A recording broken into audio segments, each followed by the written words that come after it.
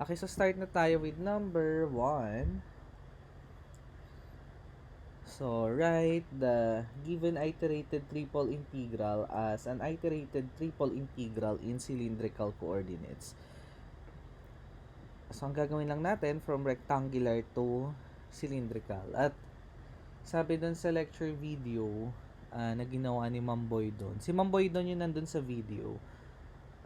Ito yung technique na ginamit niya. Kuwari, meron kang triple integral.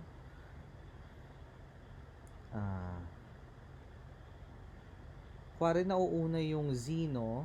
Tapos, ganyan yung itsura niya.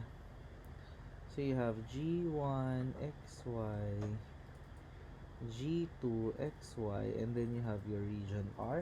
So, nakaano to? Actually, important lang yung projection dito sa labas kung nauuna yung z. So, to convert this to cylindrical, ang gagawin nyo lang ay replace x by r cosine theta, y by r sine theta, and z by z.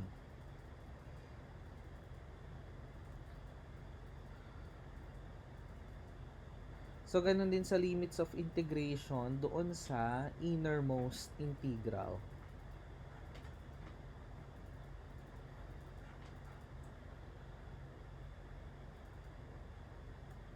Mukha lang mahaba, pero nagre-replace lang tayo by yung x and y, ni-replace natin by r cosine theta and r sine theta respectively.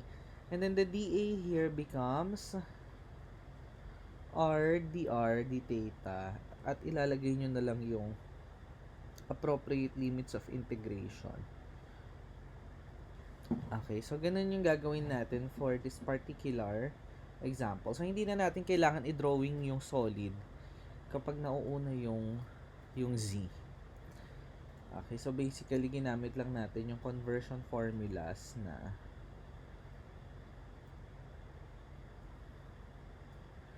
x is equal to r cosine theta, y is r sine theta, which implies that x square plus y square is equal to r square.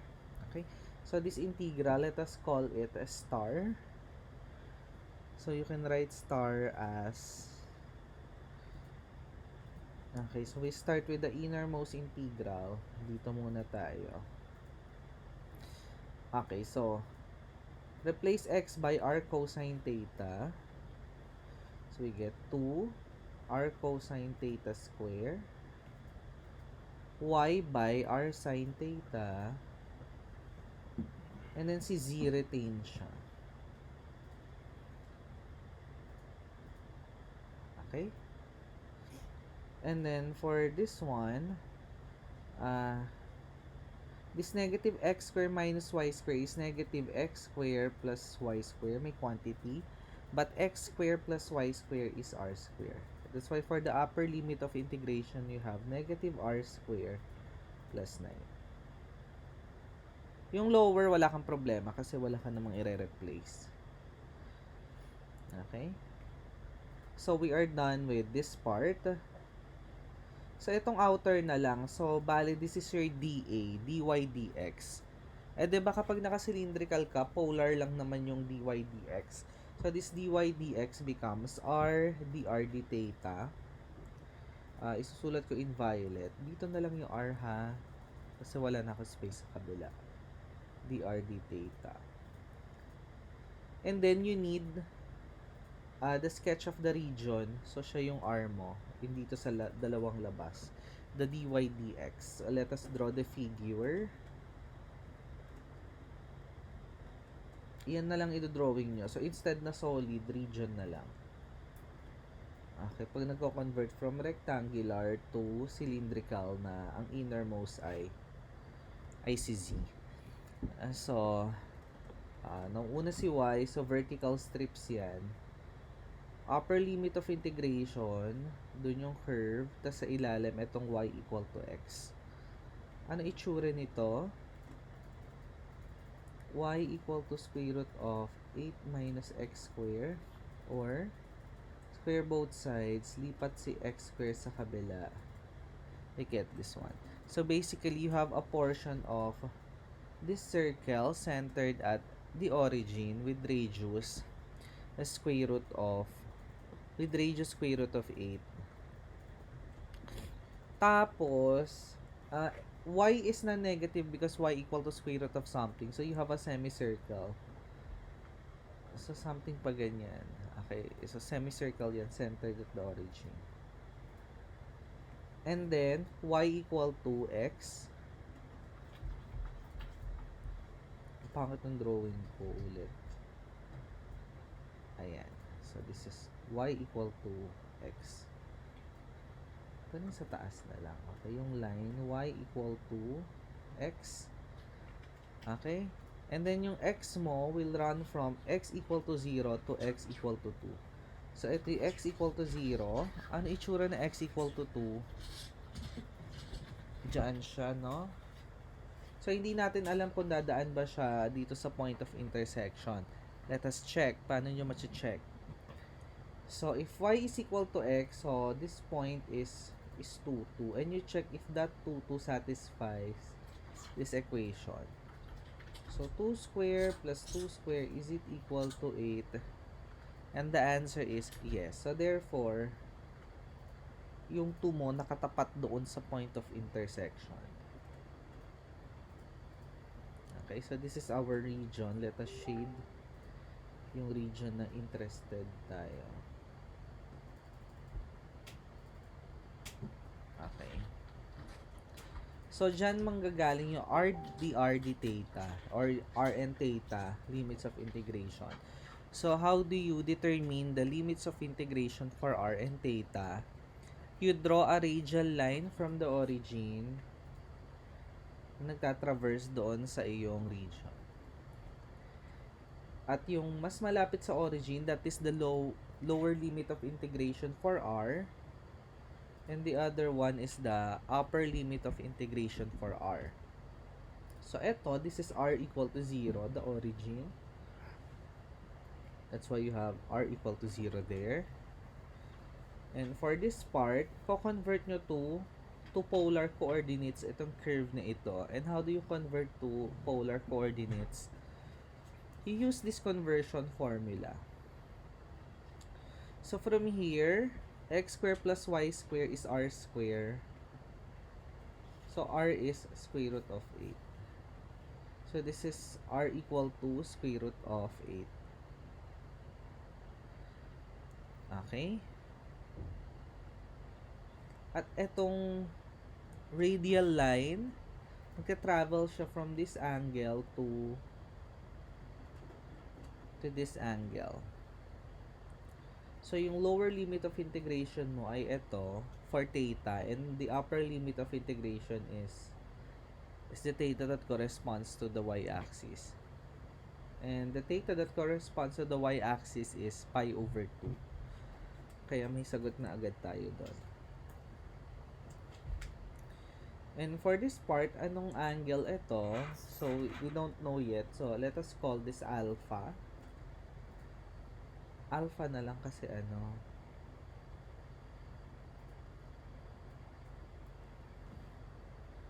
paulit-ulit nagagamit yung theta eh. Okay. So, pwede tayong gumamit ng tangent dito, no? So, tangent to compute for alpha. So, tangent alpha is makakagawa ka ng right triangle, but we said that this is 2, 2. Right? So, this is 2. This is also 2. So, opposite over adjacent is 2 over 2, which is 1. So, tangent alpha is 1. So, that angle is pi over 4. So, this lower angle is pi over 4. So, ayan na yung triple integral natin in cylindrical coordinates. Excuse. Questions for number 1.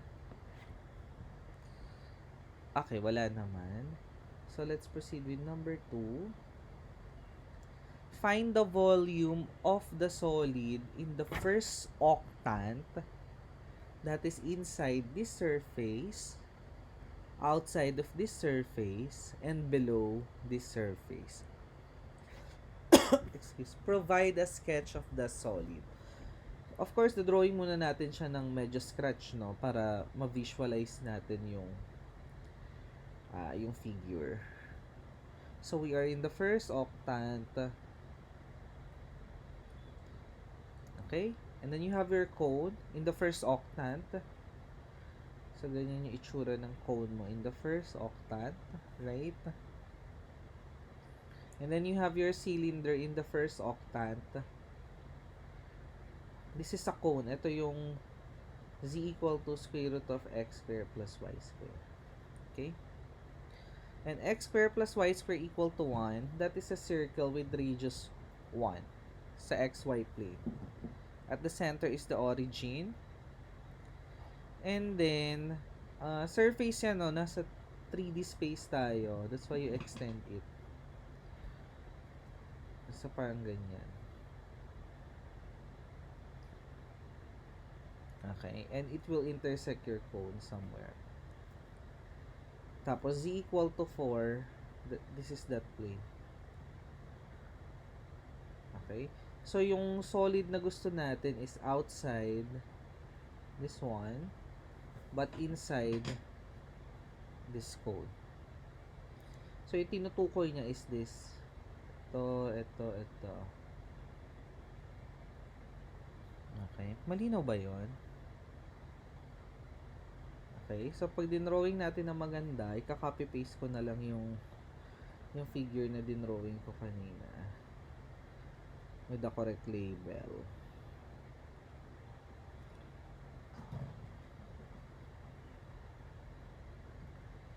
So, magiging ganyan siya.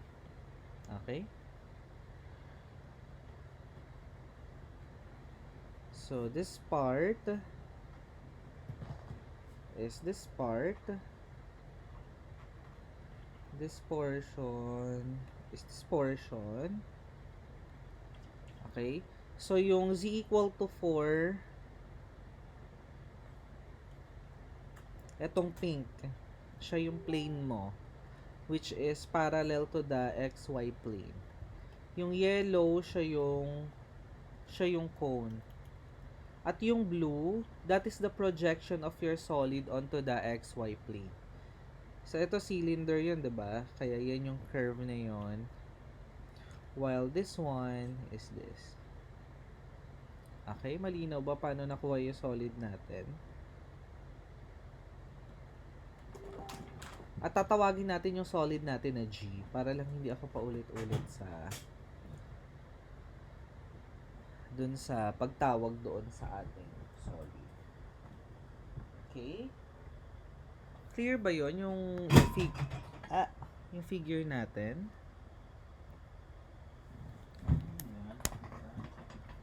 And recall, how do we get the volume of a solid? Using triple integral.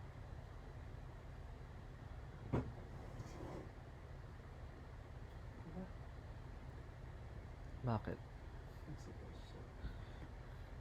So, yung volume ng G, triple integral ng 1 dV over G. And you can perform this triple integral using rectangular coordinates, using polar coordinates, or using spherical coordinates in the future. Kasi wala pa tayong lesson na spherical coordinates. But for this lesson, we're going to evaluate this integral using cylindrical coordinates. And what is the clue? Bakit tayo magsi-cylindrical? Because marami kang x square plus y square. Yun yung clue dyan. Pag nakakakita ka ng maraming x square plus y square, baka mag-cylindrical coordinates ka. Okay, so yung volume na hinahanap natin ay is equal to, okay, so unahin natin si dz. So si dz, gagawa ka ng line, 'di ba? So, yung upper and lower lang yon. Pero dapat, naka-r theta. Yun lang ang makikita mo. So, yung upper, z equal to 4. Yung lower is this one. But you have to convert this to r theta. So, z is equal to square root of r square or absolute value of r. Pero yung z mo is non-negative.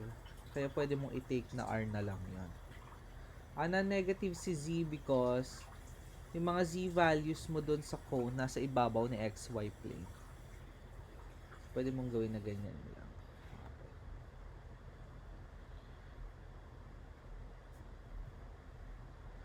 Tapos, ano pa ba? Isa labas, no? So, it becomes RD theta. RD theta. At ito yung gagamitin nyo, yung projection sa xy plane. So, let us draw.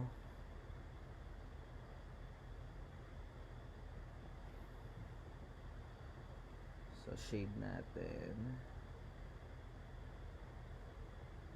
Okay, so let us draw a radial line. So, ito is a lower limit of integration, upper limit of integration for r. So, for the lower limit of integration, ito yun, diba? Itong hina-highlight ko, ayan. Which is the cylinder. Ano yung cylinder na yan? X square plus y square equal to 1. But x square plus y square is r square. So, if you compute that is r equal to 1. Okay. Etong nasa labas, ito. So, this is the intersection of etong pink and the yellow. So, siya yun, no? So, z equal to 4 and z equal to square root ng x square plus y square. Which can also be written as z equal to r. Or pag inequate nyo yung dalawang ito, r equal to 4.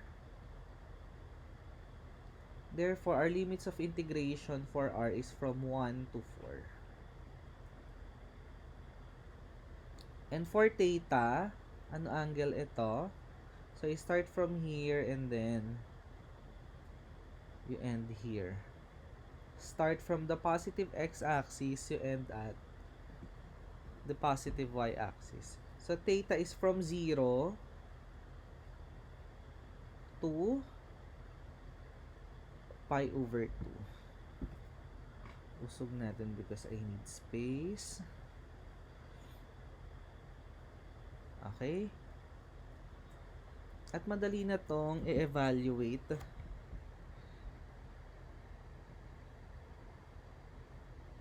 Start with the innermost. So, this is a constant, no, with respect to z. So, the integral of that is 4 minus r times r dr d theta. Tapos, ito, number lang yan. Pwede mo labas. Kasi walang theta doon.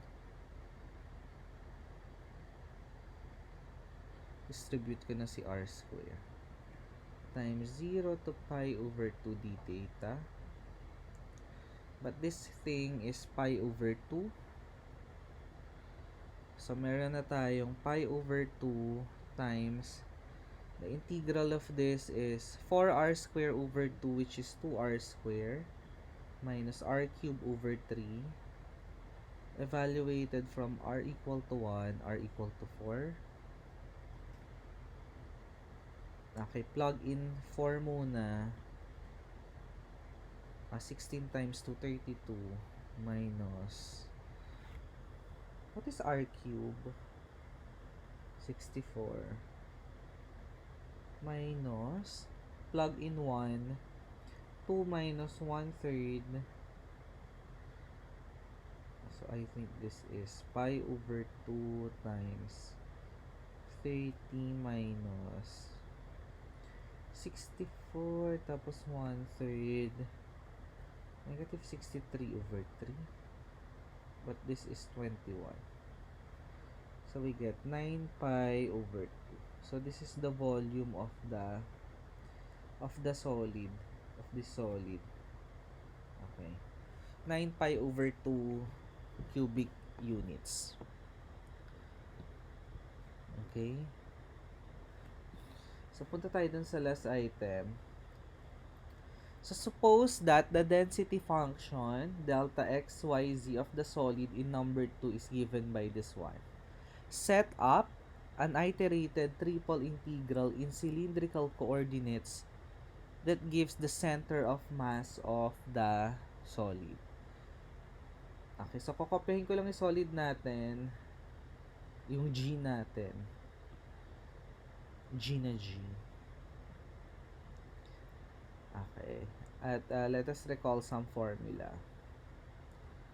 Copy-paste ko na lang para to save time. Pero i-ano pa rin natin. Di-discuss pa rin natin siya. Para matandaan ninyo.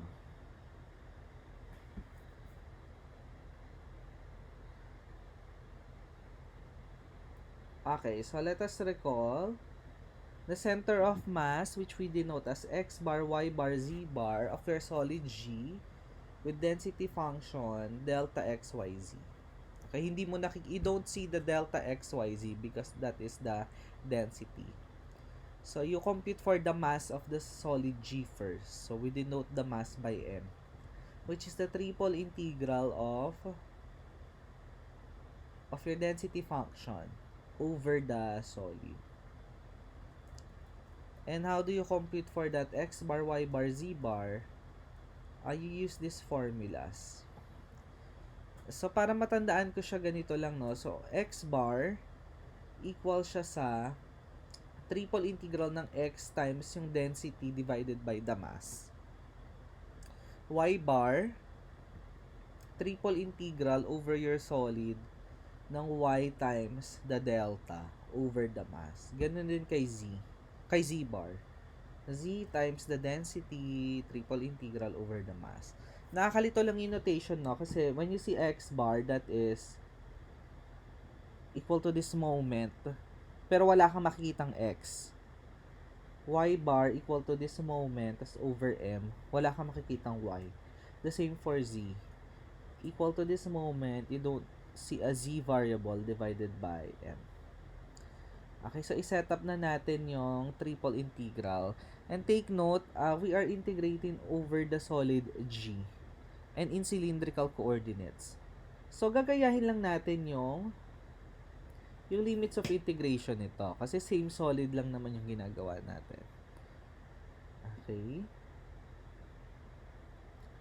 So, saan equal ang mass?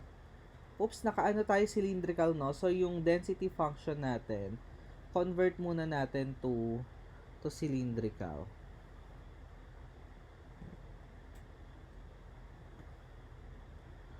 Y square. So, this is 2 times x square plus y square or 2r square. Okay? So, yung mass natin, triple integral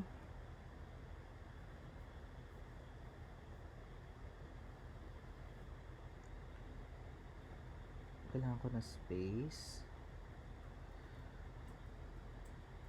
Triple integral nung delta mo, which is 2r square. Tapos naka-cylindrical tayo, no? Yung dv becomes r dz dr d theta. Tapos, kokopyahin na lang natin ito. R to 4, 1 to 4, 0 to pi over 2.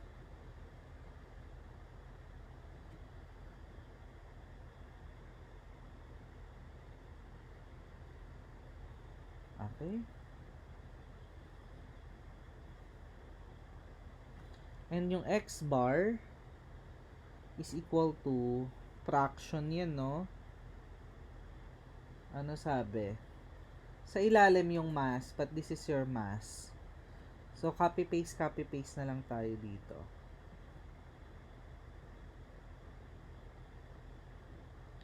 Yung sa ibabaw, kamukha lang ng mass, but you have a factor of x. So, maglalagay ka lang ng x doon sa mass. But x is equal to r cosine theta. So, lalagyan mo lang ng r cosine theta dito.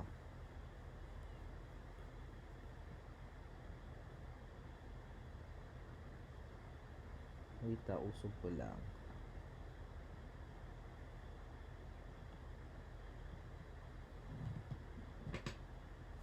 Okay, so lalagay tayo ng r cosine theta.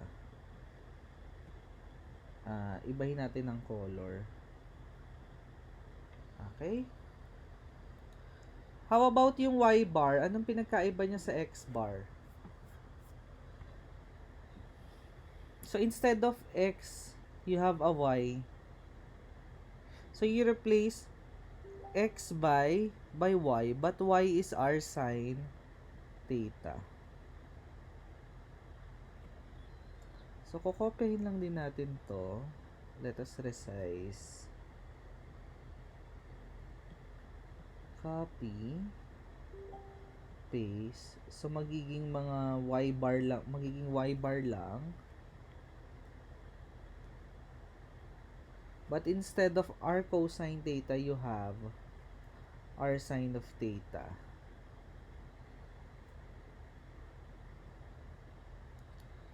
And for the z bar, kopyahin mo lang din tong x bar or y bar. Okay? But what happens, instead of y, you have a z. At sa cylindrical, yung z, retained lang siya. Okay? So, the center of mass